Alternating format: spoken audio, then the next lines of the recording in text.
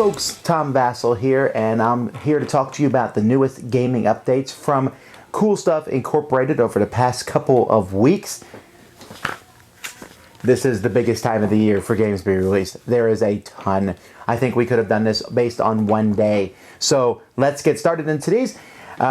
Wizard's Brew was just released from Griffin Games. This is a reprint of Das Amulet, which is one of the games that was nominated for the Spiel des Jahres. I don't know much more about it than that, but it looks good, and the Griffin production of it is beautiful. As is their production of Railways Express. This is a dice game based on Railways of the World that they have put together. I don't know much about it. Eric Summerer, my co-host on the Dice Tower, played it. Wasn't that impressed by it. So I'm kind of iffy on whether it's good or not. Hopefully I'll have a chance to play it. They've also released a couple more expansions for their Railways of the World, Railways of North America, and Railways of Great Britain, keeping up with the tradition of if you have a train game, you must produce lots of maps. City of Iron is finally available for you to purchase, as is 8 Minute Empire. Both of those from Red Raven Games. 8 Minute Empire is a small area control game, which is pretty fun. Not 8 minutes, 15 or so, but still a fun little game. City of Iron, on the other hand, is a tremendous game. One of the best games of the year. A strong Euro game with a little bit of deck building, a little bit of building buildings in front of you. Very cool. Star Trek Attack Wing, which I'm sure many people will be getting. Sold out at Gen Con this year. Basically very similar to the X-Wing miniatures game, but you have different Star Trek models. One of the biggest releases of the week, of course, is the expansion for Lords of Waterdeep, the Scoundrels of Skullport. I played it, very fun, lots of things that it adds, but doesn't really add too much to the complexity. I'll be doing a full review on it next week, and a review of Dan King is already up on the Dice Tower. Ratuki, a little card game, which is horrible. Don't get it.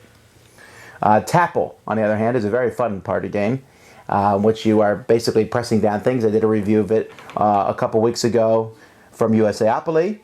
Dungeons and Dragons Clue. What in the world? That's a Venn diagram. That doesn't make sense. The people who want to play Clue, the people who want to play Dungeons and Dragons. Who did it? Was it Drizzt with the knife in the darkened forest? Dumb.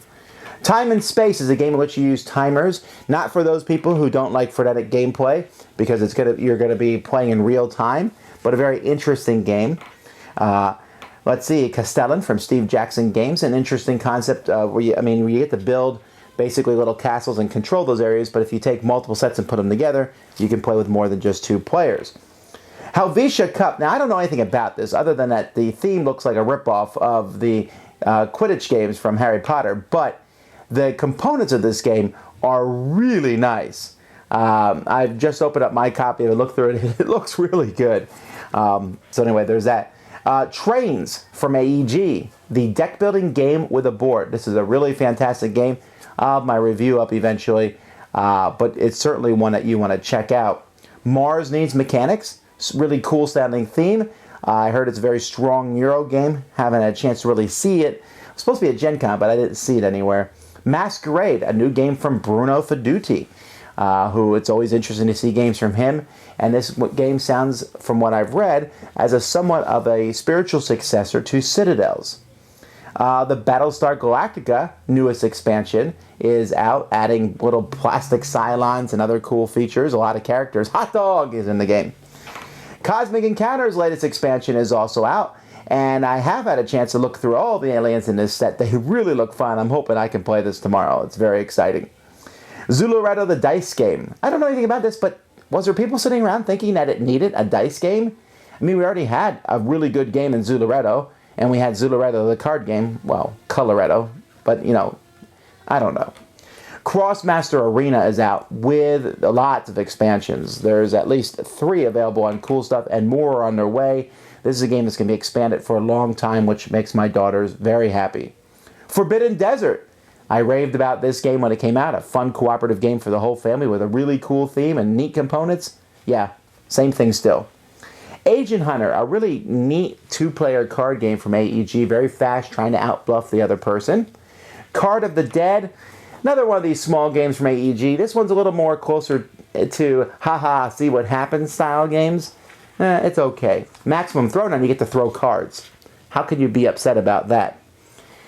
Several more Spot It games are out. The whole where you turn 2 cards over and find the same thing on both cards. They're great for kids and for light game playing. And apparently 900 themes, because now we have lots of them, including golf and Halloween.